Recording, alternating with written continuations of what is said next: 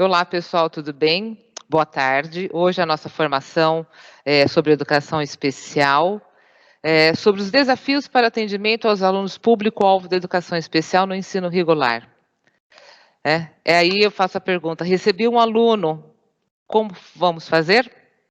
A nossa legislação, a resolução 68, atendimento domiciliar, a resolução 25, resolução 8 sobre o interlocutor da Libras, instruções SEGEB, cada área da deficiência, profissional de apoio escolar e o transporte. Esses tópicos, a escola tem que estar ciente, né, porque vai ser oferecido ao aluno, público-alvo da educação especial. Tá? Então, é importante a leitura dessa documentação. Cris, seria Oi. interessante se as escolas tivessem uma pastinha sobre educação especial. E você pode falar um pouquinho sobre alguma que seria mais importante para eles, para a leitura, e o que exatamente fala? Olha, Renata, o que é mais importante é a resolução 68. Por quê? Ele fala sobre atendimento educacional especializado, né, sobre o que a escola pode oferecer para esse aluno, seja ele em sala de recursos ou itinerância. Mas, num todo, é muito importante, principalmente as instruções SEGEB também, porque ali tem os anexos, né? Tanto que a equipe de educação cobra as escolas sobre os anexos. E também tem a documentação do transporte e o profissional de apoio escolar.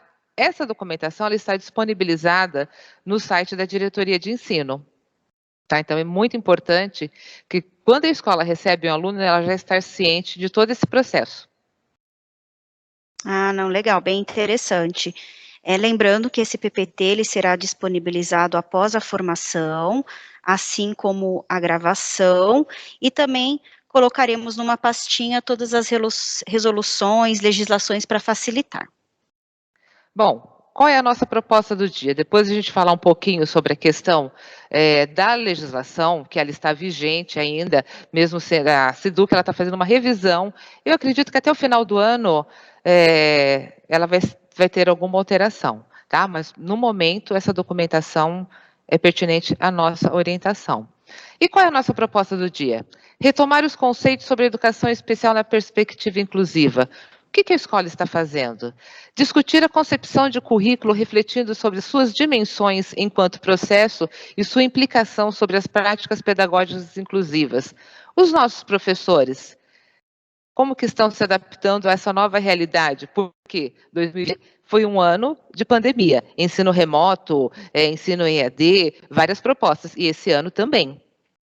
E propiciar vivências práticas para reflexão sobre avaliação inicial e concepções curriculares, com base no trabalho focado nas competências e habilidades. Quem já conhece o anexo 1 das instruções SEGEB, isso tem no anexo 2 e no 3.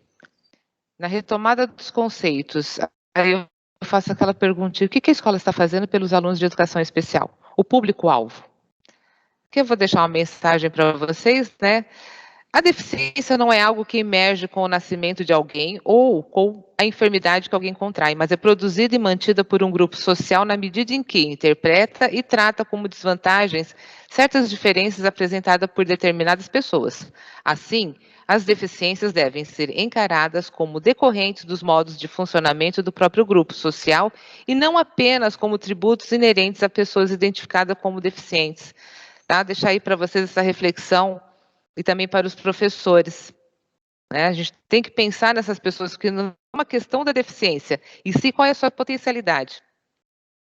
Coordenadores, a sua escola, ela trabalha com a perspectiva inclusiva? Ela tem esse desafio de contribuir para o desenvolvimento dos estudantes? Quais as possibilidades que as escolas estão oferecendo? Né? A família está presente? Porque a escola ela é responsável por auxiliar esse estudante no desenvolvimento de suas funções psicológicas superiores, né? Ele como um ser humano, e não somente como um aluno. Né? Ele vai, hoje nós estamos pensando na questão do trabalho, né? Os cursos estão dando diante desses novos fatos que está acontecendo na nossa rede. Ele está participando?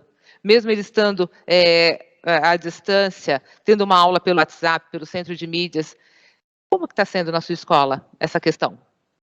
Veja bem, nós estamos pensando num currículo com cálculos, linguagem, escrita, arte, música, avaliação da vida diária, né? Logo, logo, nós temos que pensar em 2022, porque vamos estar recebendo a nova demanda. Como que a escola está trabalhando nessa questão? Novamente, aí eu pergunto, com os professores, com a comunidade. E olha só, o nosso famoso currículo, né? Quais são as práticas desenvolvidas? Estamos planejando? Né? Estamos organizando uma prática para esse aluno? Você conhece aluno de educação especial? Ou que tem alguma necessidade especial? Como que está sendo feito a reelaboração na prática, a transformação no pensamento do plano dos professores? Que o professor tem um plano de aula, né? Como que esse currículo está sendo avaliado diante das deficiências? E o currículo prescrito e regulamentado. Nós temos o currículo paulista, né? Então, ali também, dentro desse currículo, há dicas de como trabalhar com o aluno, né? Cada aluno, ele é único, né? Não adianta eu chegar lá eu recebi um aluno, eu vou dar um desenho para ele, vou lá na internet e passo para ele. Não, nós temos que trabalhar com as competências e habilidades desse aluno, por isso que é importante, isso é questão de a longo prazo, e traçar um novo, não seria um novo currículo, nós não vamos transformar o currículo, e sim organizá-lo de acordo com suas habilidades. Aqui, Cris, eu tenho até uma dúvida. Quando a gente fala em adaptação curricular para o aluno de educação especial, que forma o professor coordenador pode ajudar o professor na sala de aula a adaptar esse currículo? Em adaptá-lo? Então, Renata, nós temos que pensar no aluno num todo. A partir do momento, como eu falei lá no início, a gente recebe um aluno que tem ele é público-alvo da educação especial, né? Ele é um aluno com necessidades especiais. Primeiro eu preciso conversar com a família, eu preciso conhecer esse aluno. Então eu sempre falo que o diagnóstico no início do ano ou no início dos bimestres para ver como que esse aluno está, como que eu posso trabalhar com ele, quais são as áreas de conhecimento desse aluno, né? Então eu preciso conhecer. A diagnóstica, ela é fundamental, porque assim eu vou ver o que o aluno conhece, vou trabalhar em cima desses conteúdos. Né? O nosso currículo oferece isso de certa forma, né? Ele é espiral. Então eu tenho condições sim de trabalhar, mas eu tenho que planejar. Né? Eu tenho que conhecer esse aluno. A escola, né? Não é só o professor e a coordenação, num todo a escola com esse aluno. E assim traçar um plano. Correto? Qual a sua área, Renata? Eu sou de língua estrangeira moderna, então vamos lá ver se eu entendi. Então, quando eu recebo um aluno da educação especial, primeira coisa, conversar com a família, certo? Certo. Sim. Depois eu tenho Perfeito. que pedir o laudo médico para administrativamente colocar na sede, certo? Aí a parte da direção. E a importância do anexo 1, que é aquele questionário, né? Porque a partir dali é que eu vou É o tomar as famoso. ações. Exatamente. Né? Aí a escola fala assim, mas Cris, eu não tenho professor, porque lá tem uma parte do anexo que ele fala do professor especializado. Eu não tenho esse professor, como que eu vou responder essas questões? Tem condições sim. Tá? Ele oferece isso daí, ele dá uma abertura grande, claro. Se você não tem o professor especializado, você vai deixar aquela parte em branco, mas você tem como conhecer muito bem, sim. Tá? As questões ali são bem claras e objetivas, e na própria conversa do dia a dia com os familiares, quando a gente chama na escola, a gente já tem várias dicas de como preencher. E o anexo 3, Renata, você vai fazer a adaptação, não seria uma adaptação nem uma adequação, né? Eu tenho que ver como que o aluno vai desenvolver. Então, você, como é de língua estrangeira, inglês, né? Vamos ver sexto ano, vamos ver que lá no primeiro bimestre ele vai aprender o nome, cores, né? Ou formas. né, então eu tenho como adaptar, eu posso trabalhar com cards, né, eu posso fazer alguns cartões, às vezes a escola tem jogos, né, e assim a classe também vai participar, e ele, principalmente, ele vai ser inserido, né, não é só de estar na sala de aula e matriculado numa escola. Então, a partir daí, para traçar um plano, sim, com ele, tá? Ah, e é legal, e até para linkar com todas as formações que nós estamos fazendo, trabalhando as metodologias ativas, né?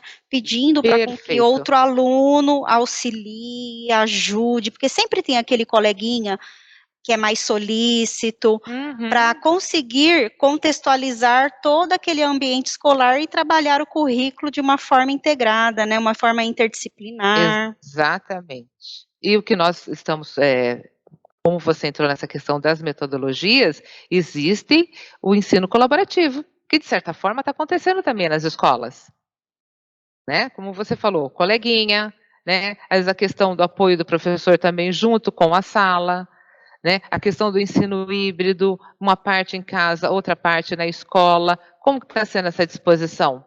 É fundamental o que você falou. Então, existe aí várias metodologias. Se a gente for ver, né, não é uma, acaba sendo uma novidade, mas ao mesmo tempo não é. Às vezes o professor já estava fazendo isso antes de tudo isso acontecer e agora está colocando em prática.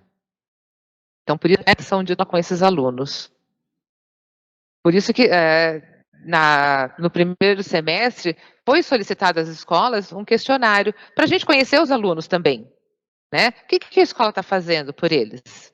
Né? Eu sempre falo isso daí, né? Acaba sendo até repetitivo, mas é primordial. Não, perfeito. Perfeito? A educação, ela tem que ser personalizada, né? Independente se meu aluno é especial ou não. Então, vamos Uhum. personalizar o nosso plano de aula, vamos tratar o nosso aluno, porque cada um, ele tem uma forma e uma maneira diferente de aprender. Exato. Eu falo que todos somos iguais, né? Todos nós temos necessidades especiais, mas cada um tem a sua, ah, como que eu posso dizer ali, as suas particularidades, né? É como às vezes o professor pergunta, eu quero um currículo adaptado. Hoje, nós temos que pensar no aluno todo, né? Eu falo que ele pode adequar, adaptar, flexibilizar. Não tem uma receita de bolo. Existe sim uma receita com ingredientes diferentes, apimentados, outros não, né? Aí sobre o ato de incluir, tá? Então essa perguntinha, essas perguntas, professores, para os seus professores da escola, como cada professor se posiciona hoje diante do tema educação e diversidade? Né? Em que medida o debate sobre currículo e inclusão tem contribuído para que a educação dos diferentes sujeitos considerados possa ser pensado como parte da educação? Aqui eu não estou falando só de educação especial, vocês estão vendo que está numa inclusão num todo geral, tá? Como a postura do professor e a sua visão sobre a escola e o currículo influenciam nas práticas pedagógicas inclusivas? A gente se faz, como que eu vou incluir esse aluno? Será que ele fala? Será que ele enxerga? Ele anda? Né? Como que vai ser? Né? A questão da diversidade. É só educação especial? É só aquele aluno com necessidade especial? É o aluno deficiente? Não, ele é uma pessoa que está na escola. E a escola vai lá. Não é isso, Renata? É só eu trabalhar com o currículo? Eu vou ter outras funções também, né? Você conecta agora. O que você pode fazer por um aluno de educação especial? Não, com certeza, essas perguntas, elas são primordiais para um professor que refletir sobre a sua prática e a forma de como ele deve preparar a sua aula. Na minha época, né, eu já estou Pois é. em diretoria de ensino já há um tempo, mas tive alunos da educação especial, e eu analisava o currículo, o que deveria, quais eram as habilidades que deveriam ser trabalhadas na minha aula de inglês para poder atender às necessidades daquele aluno. Então, eu fazia as minhas reflexões de uma forma particular. Sim. Eu pensava de que forma que eu poderia, na minha época não existia o anexo 1, tá, Cris? Mas eu ficava pensando, não existia. Ai, gente, eu tô entregando Exato. a idade. E ficava de que né? Então, eu sei, por isso que eu conversei com você agora na minha fala anterior, e nós sabemos, vamos ser realistas. Na nossa faculdade, ela não nos prepara para o aluno especial, porque ela não tem uma matéria exclusiva, pelo menos a minha faculdade não me preparou para dar atendimento ao aluno público-alvo da educação especial. Então, eu tentava refletir e adaptar o currículo da melhor forma possível, e sempre eu pedia ajuda de um amiguinho para auxiliar, porque nós sabemos que nós temos muitos alunos dentro da sala, e que fazer essa personalização não é fácil, o trabalho do professor é árduo, para que Exato. ele contemple e consiga passar as habilidades, a matéria ali. A gente tem realmente que pensar, discutir, conversar com outros professores, porque sempre outros professores trabalham de uma maneira diferente da sua, e acaba ajudando você também a melhorar a sua aula. Então, isso daí é uma bela de uma reflexão em ATPC, né? E para aproveitar, essa semana nós tivemos a inauguração do canal de educação especial na Seduc, né? Então, olha só, essa semana foi educação especial, encerrando a semana com educação especial, e na próxima semana também a TPC de educação especial. Então, um novo olhar aí.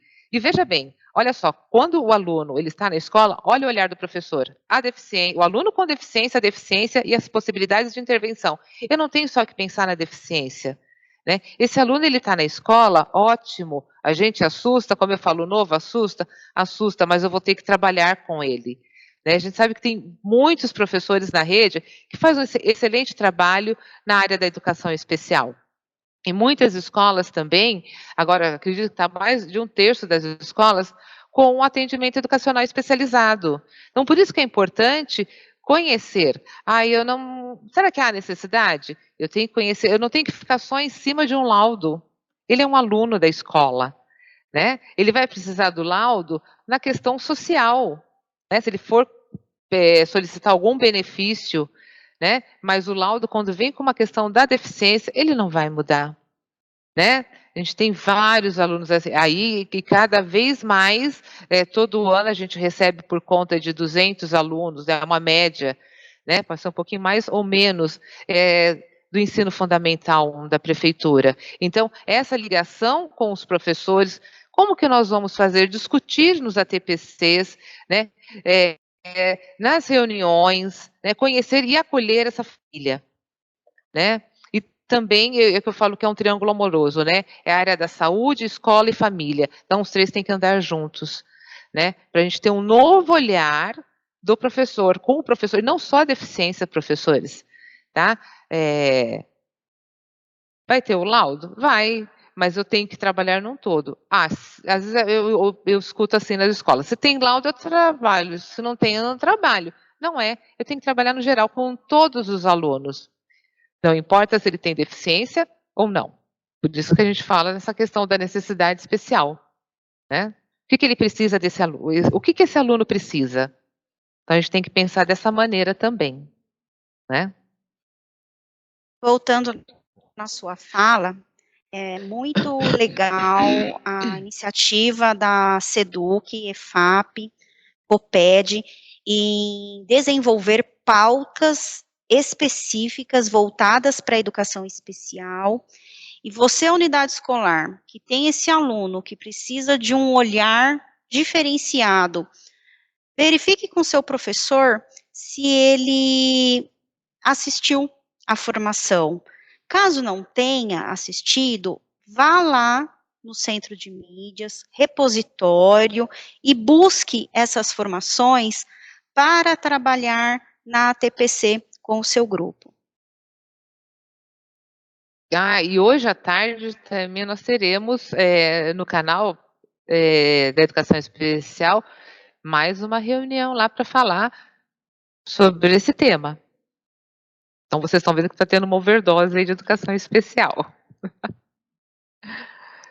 Cris, como é gravado, pessoal, nós estamos gravando na quinta-feira, formação sexta-feira. Hoje, ou vai ser quinta ou sexta formação de educação especial, para saber se vai ter que buscar no repositório ou depois da nossa formação eles vão assistir? Sexta-feira no final da tarde. Vai ter essa formação de educação especial. Né? O tema é a Semana da Pessoa com Deficiência Intelectual e Múltipla. Tá? No dia 27, final da tarde, às 17h30 às 18h30. Veja bem, olha o que nós comentamos, né? Nenhuma intervenção é de fato efetiva se for pensada descontextualizada da realidade. E, nesse sentido, não é possível pensar em um único jeito de ser do estudante público-alvo da educação especial. Né? Eu tenho um estudante com deficiência, agora o que eu vou fazer? Eu tenho aluno que tem transtorno de aprendizagem, ele é deficiente também. Não, né? Nós temos que pensar no aluno. Tá? Como que ele aprende? Então, por isso que é importante, vamos lá, desde o início do ano, a questão da avaliação diagnóstica, tá? É fundamental. Recebi um aluno, o que eu vou fazer? Vamos conhecê-lo. A escola conhecer, o aluno é da escola, né? Esse aluno, ele vai estar de passagem na escola, então ele está lá desde o 6º ano, ele está indo para o 7º, vai terminar os anos finais, vai para o ensino médio. Né? E muitos alunos têm condições na questão do trabalho também, então a gente tem que pensar dessa maneira, né? E ter o apoio da família também. E de certa forma nós apoiamos as famílias também nessa questão da educação especial para falar das potencialidades do aluno, de suas habilidades também, porque ele é um aluno que ele está para a sociedade, né? A escola vai ser uma passagem para ele. Olha só, né? A avaliação é um tema, a Renata já falou, como que eu vou avaliar essa criança? Esse aluno, o laudo é importante? Como eu falei, né? Mas acredita-se que a avaliação pedagógica é um dos pontos fundamentais na escolarização do estudante público-alvo da educação especial. Né? Eu não vou priorizar só o diagnóstico, ele já tem um diagnóstico, alguns são visíveis, outros não. Então, dessa forma, o educador, ele vai ter ideias distorcidas sobre o assunto, né? Vou dar 5. Por que eu vou ter que avaliar esse aluno? O que eu fiz lá no início do ano, ou quando esse aluno chegou? Eu tracei um plano para ele, não foi? Eu fiz ali, eu conheci, eu tenho um plano, eu tenho um plano de aula para ele. Então, em cima desse plano, eu não vou trabalhar com as habilidades do currículo, né? Em cima desse plano, eu vou avaliá-lo. Será que ele atingiu os objetivos? Eu preparei uma avaliação para ele. Eu preparei atividades. Será que ele foi contento a tudo isso? Ele atingiu os objetivos? Como o aluno chegou aqui no início do ano e como ele está hoje? Tem que considerar isso também. Questão de nota, eu estou fazendo uma avaliação para a sala de 0 a 10, a prova dele, a avaliação dele, a atividade, seja o que for, vai ser de 0 a 10 também, mas dentro do contexto dele de aprendizagem. Né? Por isso que é importante, vamos lá, conhecer o aluno. Eu não vou deixar ele ali no cantinho da sala. Olha só o instrumento de verificação inicial. Entrevistas com a família e com o aluno. Né? Observação do aluno em sala de aula e no intervalo. Análise da produção escolar do aluno. Eu vou ter caderno, eu vou ter figuras, eu vou ter desenhos. Questão do relato oral. Tem aluno que às vezes ele não escreve, mas ele relata. Então, nós temos que ter esses registros de saúde com a equipe multi. Fono, terapeuta ocupacional, com psicólogo, ou mesmo na questão da psiquiatria, eu tenho que conhecer. Né? Então, daí nós vamos traçar um plano. E olha só a figurinha, né? A pessoa está perguntando, qual o nome dela? Mas ela está perguntando para quem, Renata? Está perguntando para aluno ou está perguntando para o pai? É bem complicado, né? Perguntando para o pai. Não é? É. E acaba não deixando que a própria criança tenha um desenvolvimento e uma socialização, aqui eu vejo isso. E não é, né, a pergunta para ela. Então, a criança tem condições sim, eu tenho que perguntar para a criança, né. Às vezes ela não vai responder oralmente, mas ela pode ter algum dispositivo, alguma coisa da tecnologia assistiva que ela vai responder, né. E a escola, com o tempo, vai conhecer também, né. Então eu enquanto professora, eu não posso ter medo de trabalhar com esse aluno, né. Como já foi falado, a classe conhece, porque geralmente eles acompanham. Então, os coleguinhas têm todas as dicas, às vezes, de certa forma, com esse aluno. Então, acaba sendo interessante isso. Eu tenho que perguntar para o aluno. Claro, tem alunos que são mais comprometidos, outros não, mas a escola tem que acolher. Então, isso daqui é fundamental em qualquer mês, vamos dizer, no decorrer do ano, né? Não só no início do ano. Receber um aluno, vamos fazer essas intervenções, né, essa questão desse instrumento de verificação. E isso está onde?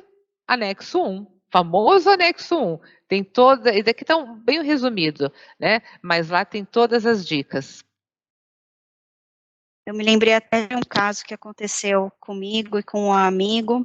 Ele teve uma paralisia infantil e anda de cadeira de rodas, claro, e chegou uma pessoa próxima e começou a berrar com ele, e falar pasaldamente, gritando. Ele olhou muito bem no fundo do olho da pessoa, ele falou assim: eu tenho paralisia, mas eu não sou surdo.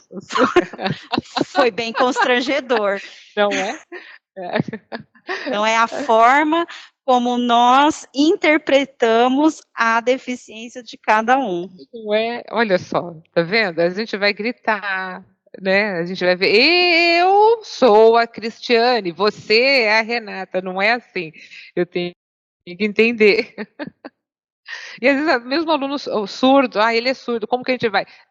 Gente, acaba tendo uma relação. Claro que ele precisa dos apoios, mas a gente consegue a comunicação sim, tá? Por mais difícil que seja, a gente tem uma comunicação, tá bom? Roteiro do instrumento, olha só, o histórico do aluno, os antecedentes familiares, clínicos, escolares, a escola de origem dele, né? A gente falando agora, a gente está chegando no final do ano falando da demanda, né? Quando essa criança, o responsável for na escola, fazer a matrícula dele na nossa rede, ver qual é a escola de origem, né? Que ele veio do município, conversar com a escola, né? A relação do ambiente escolar com os colegas, professores e funcionários, isso vai no decorrer do ano, né? Porque as crianças estão chegando, são crianças, né? Então a gente tem que ter um olhar diferenciado mesmo. Os aspectos multidimensionais, comunicação, autocuidado, vida no lar. Se a gente for pensar, tudo isso daí a escola já sabe sobre esse aluno. É uma questão de praxe da documentação, mas a gente sabe de como lidar com ele. Às vezes vai falar assim, olha, a mãe vai falar, ele precisa de apoio, ele precisa de um cuidador, e a escola vai dar autonomia para esse aluno. Às vezes eu vou à escola e o menino está lá, bonitinho, participando da aula, ele tem um cuidador. Como que ele tem um cuidador, né? Por quê? Claro que a gente vai investigar o porquê, tá? Realmente, às vezes há uma necessidade, mas a escola tem que oferecer qualidade, né, na questão da avaliação da vida diária, né, e autonomia para esse aluno, né? Ele não é mais um na sala, ele faz parte da sala de aula. E aí, lembrando que o cuidador, apesar de ser da parte administrativa, nós temos que ter o conhecimento. Nosso edital, ele não permite que o cuidador, ele auxilie nas atividades pedagógicas, e ele tem 3 funções, né, Cristiane? Que é a Sim, locomoção, a alimentação e a higiene. isso. Há algumas exceções, viu, Renata, que às vezes ele fica na sala de aula, porque tem uma questão, vamos dizer assim, tem que fazer alguma contenção com o aluno, tá? Mas são raras exceções, tá? Mas aí isso vai ser feito uma avaliação, é conversado com a família, com a escola, eu vou conhecer o aluno, eu converso com a empresa também, e tem essa exceção, tá? Mas ele, é como a Renata falou, fora da sala de aula, tá? Então, essa é a importância, porque Lembrando. quando o aluno chega, a mãe fala assim, ele precisa de um auxiliar. Para que ele precisa de um auxiliar? Porque na prefeitura, eu acho que agora vai ter até mudança em relação a isso também, viu, Renata, na rede municipal. Eles têm o professor regente e o professor auxiliar. Geralmente, esse professor auxiliar, ele é o nosso cuidador. Ele acaba ficando dentro da sala de aula. E quando a gente recebe o aluno, a escola fala assim, Cris, ele não precisa. A mãe falou que ele precisa, quando, no caso do autista, por conta da legislação, eu falo assim, então solicita o cuidador. Precisa dentro da sala de aula, a gente vai ver, não precisa. Ele tem total autonomia. É uma questão, depois da observação do aluno, como ele se comporta, e ele vai tendo a questão dos limites, todos os alunos, e vai seguindo depois as regras, de certa forma, da escola. Não, mas eu quis deixar claro porque há essa diferença quando os alunos saem da prefeitura, ainda mais que lá é um pedagogo, que cuida Sim. do aluno, que faz a higienização, só que ele também trabalha no pedagógico, e o nosso cuidador no estado, ele entra na sala de aula, mas não para auxiliar nessa parte pedagógica. Não, pedagógico não. Não tem. O professor auxiliar, a secretaria não tem esse profissional, a não ser que seja com demanda judicial. Aí já é uma outra questão. Então, olha só, eu tenho que ver qual é a necessidade desse aluno e suas potencialidades. Daí eu já posso traçar um plano para ele, e depois preencher o plano de aula, de cada área, tá? Não é um plano de aula só. Eu tenho que fazer um para cada professor. Eu não, Quanto coordenadora, o professor, tá? E isso é interessante que tenha numa pasta, toda essa documentação. Pasta da Renata, uma pasta da Cristiane, para a gente ver qual foi o progresso desses alunos. Então, aqui eu vou linkar quais são as nossas necessidades. Precisa de cuidador? Precisa. Vamos lá. Quais são as suas potencialidades? Ele tem autonomia? Tem autonomia. Tá bom? E olha só. Olha o que nós falamos. Quando a gente recebe o aluno. Olha como que o aluninho vai pensando. Tanta coisa, tanta informação. Por isso que a gente fala questão das necessidades especiais. Nós temos alunos com dificuldades de aprendizagem, com transtornos mentais, com distúrbios de aprendizagem. Nós temos aquele aluno com deficiência, mas ele é um aluno nosso, ele é um aluno da escola, tá? Então, nós temos que atendê-lo, temos que entender esses alunos, tá? Vamos pensar aí em tempos de pandemia. E quais são as possibilidades de intervenção?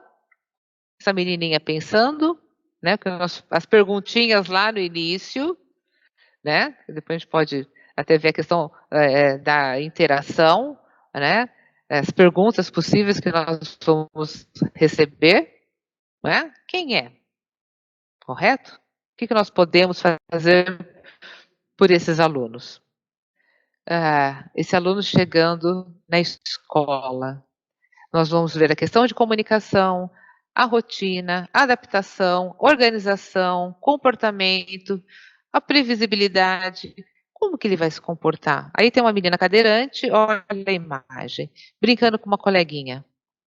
Como que ela vai interagir? Ela vai poder ir para uma quadra? Ela vai participar da educação física ou ela vai ficar no cantinho? Ela faz parte da escola, gente. Então, todos esses pontos que agora a gente está discutindo isso desde o início, Olha só, a escola tem que se adequar ao aluno e o aluno também tem que se adequar à escola, Não é só a escola, não é só o aluno, é um todo que nós precisamos. A gente precisa entender isso também, tá?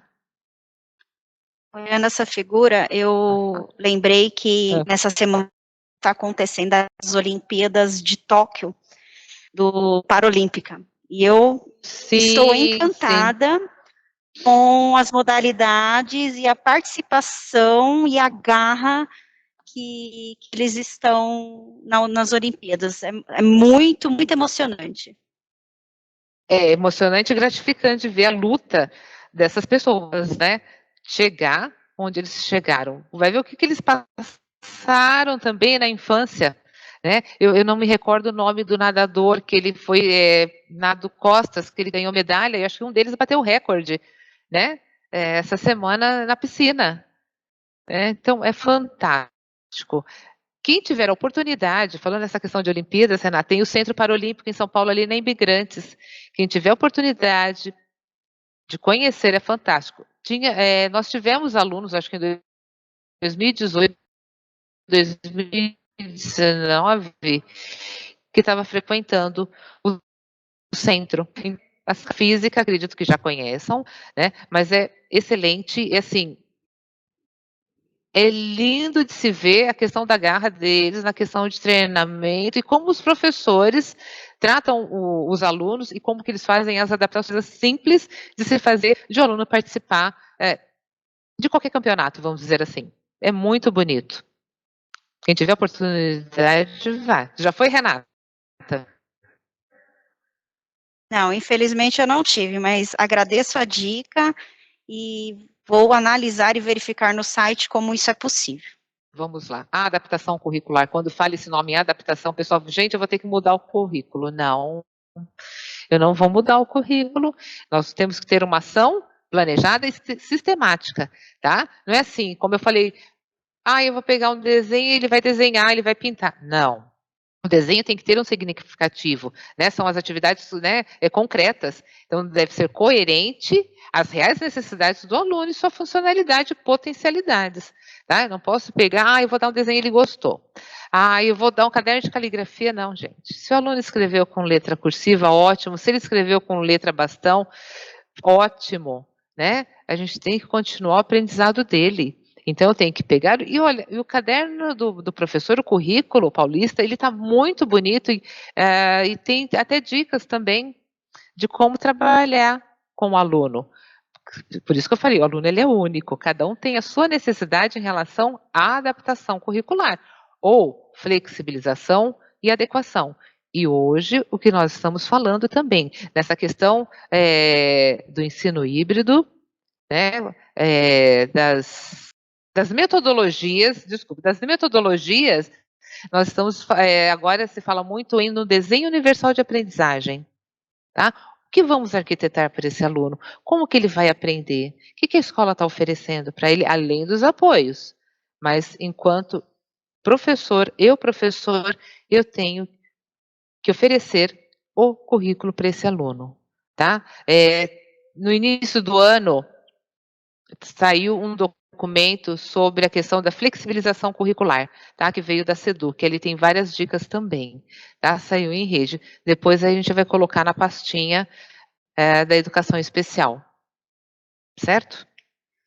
Cris, eu sei que a EFAP está elaborando várias formações sobre a educação especial, e nós abriremos aqui, após a apresentação, abriremos o microfone para vocês, PCs, conversarem conosco, tirarem dúvidas, e a minha pergunta é, faremos alguma ATPC sobre adaptação curricular?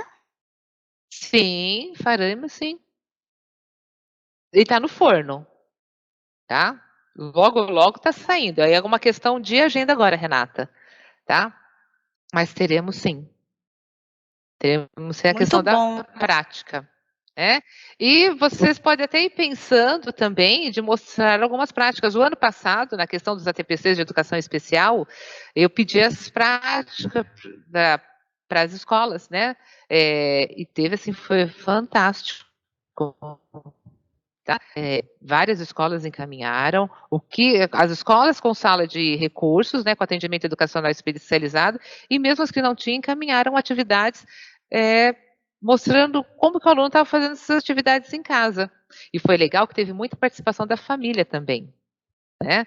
Questão dos professores especializados. Gente, quando nós temos na escola um professor da sala de recursos, ele ajuda muito. Né? Então, verifica os alunos, olha na sede, porque acaba sendo um sistema vivo que ele acaba, cada dia, lê uma caixinha de surpresa a sede quando eu vou ver a questão dos relatórios gerenciais. Né?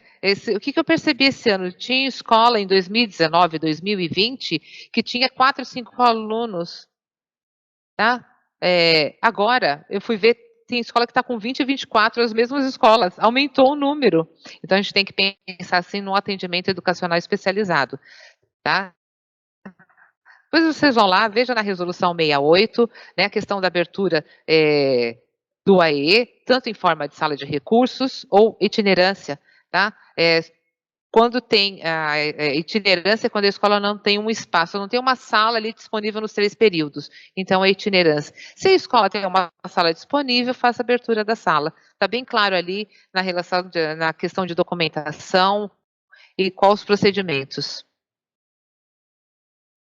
Importante, se você tem ainda alguma dúvida referente a como abrir sala de itinerância ou sala de recurso, pergunte para o seu supervisor de ensino. Perfeito. E já foram orientados também, tá, gente? Foi feita uma reunião com os supervisores e diretores em relação a isso, tá? Olha só.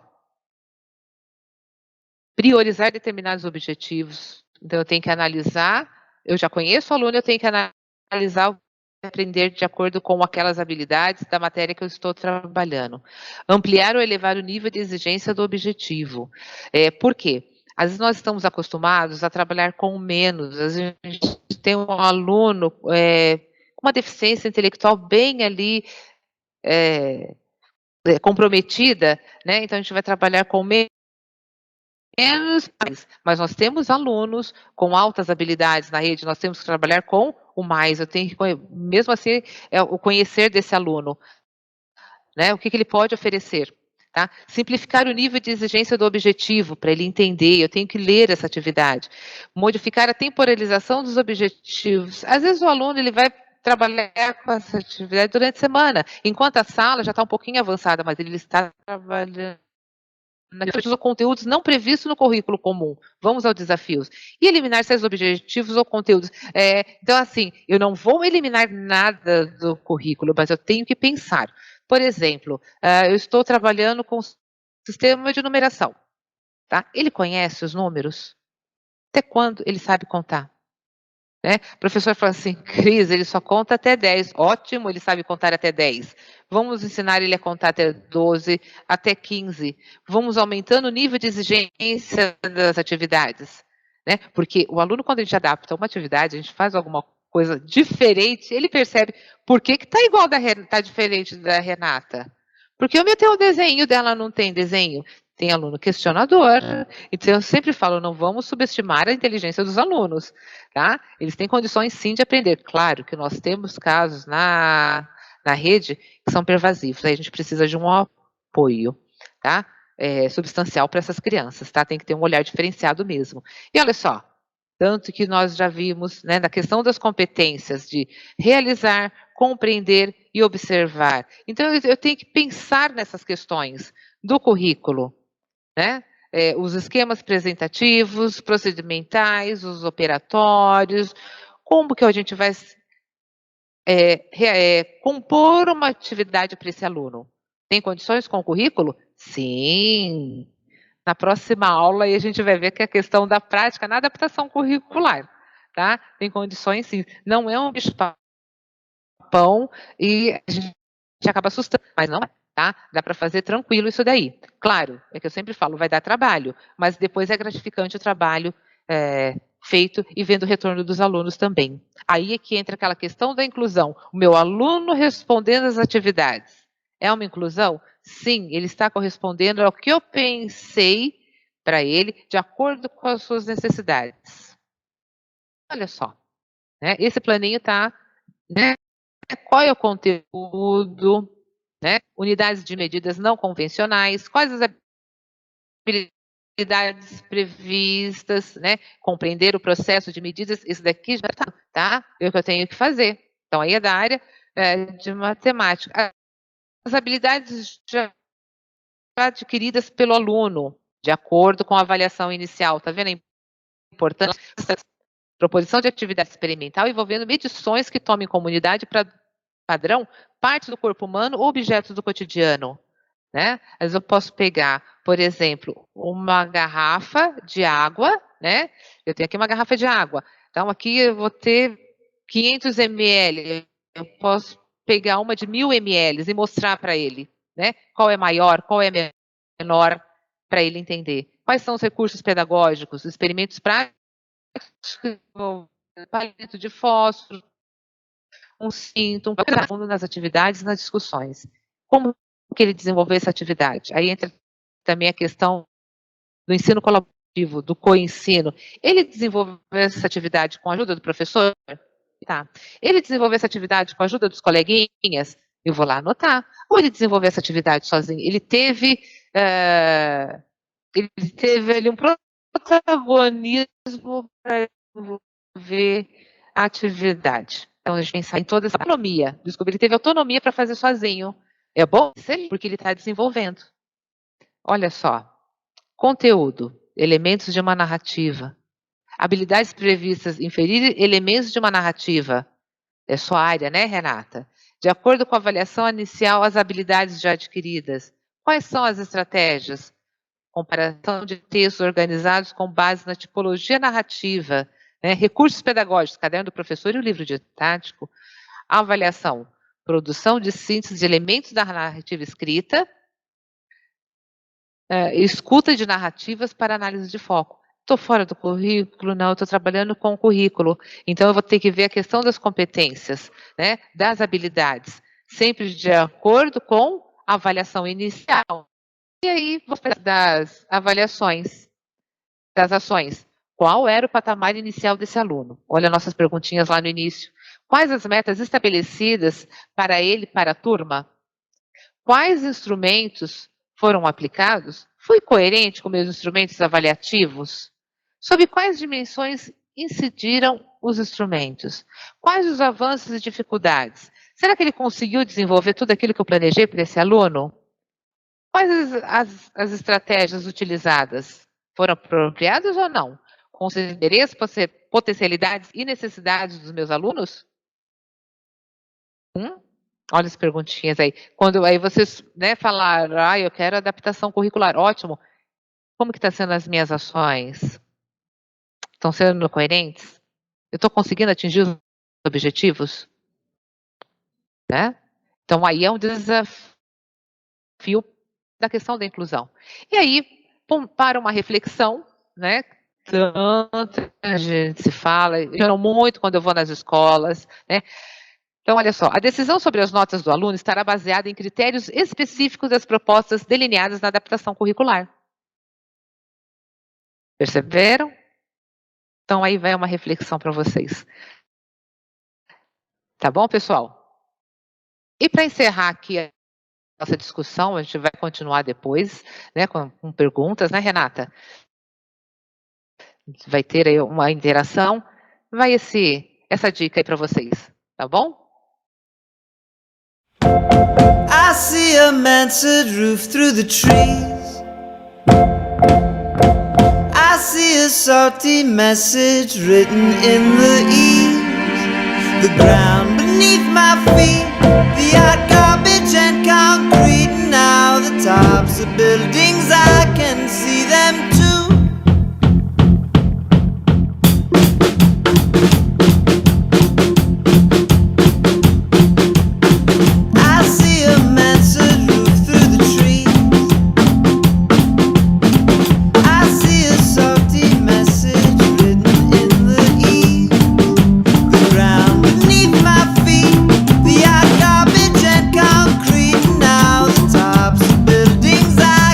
See that